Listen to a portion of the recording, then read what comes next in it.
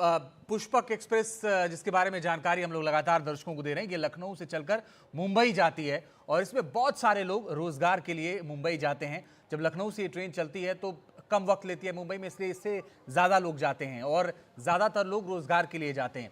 अब सवाल ये है कि कितने लोग थे, किसने अफवाह फैलाई, ये जांच के बाद पता चलेगा। लेकिन एक बात तो तय है कि अफवाह फैली और उसके बाद ये कूदे तमाम यात्री और उसकी चपेट में आ गए। क्या इनकी संख्या पल्लव ज्यादा हो सकती है जो यात्री कूदे थे? देखिए, जो हमारे पास जानकारी है उसके मुताबिक करीब 35 से 40 यात्री थे जो पुष्पक एक्सप्रेस से कूदे आग लगने की अफवाह के बाद जो है, और उसी में से ये जो आंकड़ा है लगातार जो है बढ़ रहा है। हालांकि अभी 6 लोगों की पुष्टि हुई है कि 6 लोगों की मौत हुई है, लेकिन जो हमारे पास जानकारी है उनका इसमें ये है कि 15 से अधिक लोगों की संख्या हो सकती है।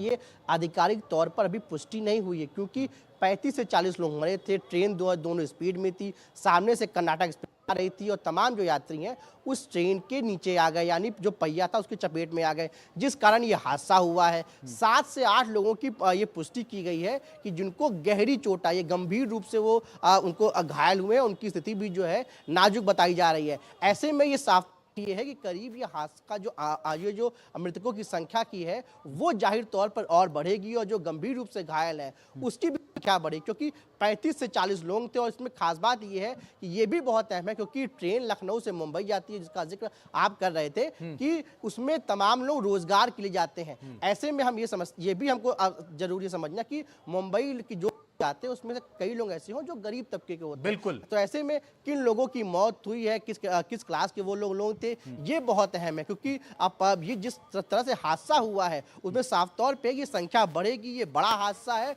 और कहीं ना कहीं ये जो अफवाह हो रही है किसने उड़ाई, क्यों उड़ाई, क्या इसके पीछे कारण थे, वो जांच का विषय है। लेकिन रेलवे ने साफ तौर पे कहा है पूरे मामले की जांच की जाएगी। एक टीम का जो है पूरा गठन पचोरा स्थानक के दरमियान पास में एसीपी हुआ था। वहाँ पे एसीपी होने के बाद कुछ यात्री जो है वो ट्रेन से नीचे उतरे थे। उसी समय अपोजिट डायरेक्शन से आने वाली जो कर्नाटक एक्सप्रेस है उस गाड़ी की वजह से कुछ यात्रियों को इंजरी होने की जो घटना है वो हमारे सामने आई है। उन यात्रियों को हम लोग मेडिकल मदद पहुंचाने की प्रयास कर रहे हैं। स्थानिक प्रशासन है उससे भी मदद ली जा रही है। उसी के साथ में रेलवे की जो एक्सीडेंट मेडिकल रिलीफ वैन होती है वो भी भुसावल से ऑलरेडी निकल चुकी है और वहां पहुंचने में है। हम लोगों का प्रयास चल रहा है कि जिन यात्रियों को ये इंजरी हुई है उन यात्रियों तक जो मेडिकल हेल्प है वो हम जल्द से जल्द पहुंचा सके। सर, ऐसा भी कहा जा रहा है कि 7 से 8 लोगों की मौत भी इसमें इसके बारे में क्या? देखिए, अभी तक ऐसी कोई जानकारी अपने पास नहीं आई हुई है, किंतु वहाँ पे कुछ यात्रियों को जो है वो चोट आने की जो खबर है वो इन्फॉर्मेशन अब तक अपने पास में आ चुकी है। रेलवे की तरफ से क्या रिकमेंड? रेलवे की तरफ से दोनों चीजें हैं। यहाँ पे एक जो स्थानिक प्रशासन है उससे मदद हम लोगों ने ली है, उसी के साथ में जो वहाँ पे डॉक्टर्स होते हैं उनसे भी हम लोगों ने मदद ली है। उसके अलावा जो रेलवे की अपनी एक्सीडेंट रिलीफ मेडिकल वैन होती है वो भी भुसावल से ऑलरेडी निकल चुकी है और जो स्थानक है जहाँ पे ये घटना हुई है उसके पास पहुँचने में है। सर, थोड़ा सा मराठी एकदा बोला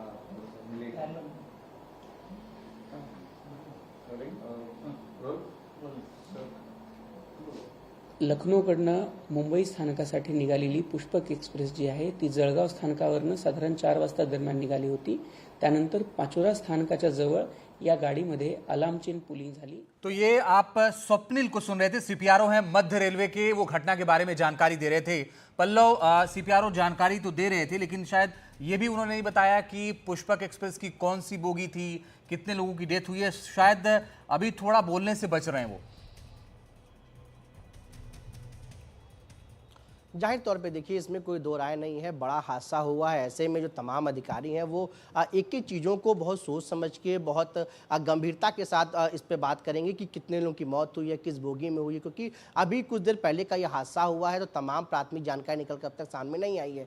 ऐसे में जो जानकारी है उसको बार बार फिल्टर करके अब मीडिया के सामने बताया जा रहा है। लेकिन जो मुख्य बात है कि वो ये कि हादसा बहुत भीषण है और हादसे में जो संख्या है वो जाहिर तौर पर बहुत बढ़ेगी और इसमें सबसे अहम चीज़ ये है कि आखिर ये हादसा कैसे हुआ है, क्यों हुआ है, वो उसकी फाइंडिंग जो है बहुत इंपॉर्टेंट है, क्योंकि कई लोगों की मौत की बात सामने निकल कर आ रही है। तो ऐसे में जो तमाम अधिकारी हैं वो भी बहुत बच रहे हैं कई बातों को कहने से लेकर, इसीलिए उन्हीं बातों का वो जिक्र कर रहे हैं जितनी बातों को उनको लगता है कि अभी शुरुआती तौर पर मीडिया को जानकारी देना अहम है, तो उतनी ही बातों का जिक्र जो है सीपीआर जो डॉक्टर स्वप्निल है वो कर रहे हैं।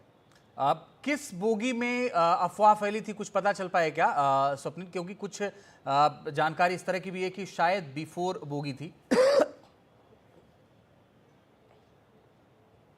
पल्लव, अब देखिए, अभी तक तो ये कोई जानकारी नहीं सामने आई है कि किस बोगी में हुआ है और कैसे हुआ है, लेकिन बस इतनी ही जानकारी क्योंकि देखिए अभी कुछ देर पहले ही घटना हुई है, तो तमाम जगहों से इसके जो रेलवे के अधिकारी हैं, चाहे रेल मंत्रालय के अधिकारी हों या सेंट्रल रेलवे की जो जोन के अधिकारी हैं, उन तमाम चीज़ों को पता कर रहे हैं। जो भुसावल मंडल है वहाँ के जो अधिकारी हैं, वहाँ के सीपीआरओ, वहाँ के डीआरएम से बारह पता किया जा रहा है कि आखिर अब कैसे ये किस बोगी में घटना हुई, क्या हुआ, तो उसको लेकर अभी फिलहाल जो है बातचीत जारी है, पता लगाया जा रहा है। क्योंकि जिस प्रकार से हादसा हुआ है उसमें प्राथमिक तौर पर यह होता है कि लोग सबसे पहले इस बात पर जाते हैं कि आखिर जो इंसिडेंट हुआ है उसमें कितने लोग घायल हुए, कितने लोगों की मौत हुई है। तो ऐसे में सबसे पहले जो है उस पे जो है ध्यान केंद्रित होता है। तो उम्मीद है कि थोड़ी देर में इसकी भी जानकारी निकल सामने आ जाएगी कि किस बोगी में हुआ, क्या सिर्फ एक बोगी की घटना है या 2-3 बोगी से लोग जंप किए या फिर और बोगी की संख्या थी। तो अभी ये थोड़ी देर में ये जो है क्लियर होगा, लेकिन फिलहाल जो है वो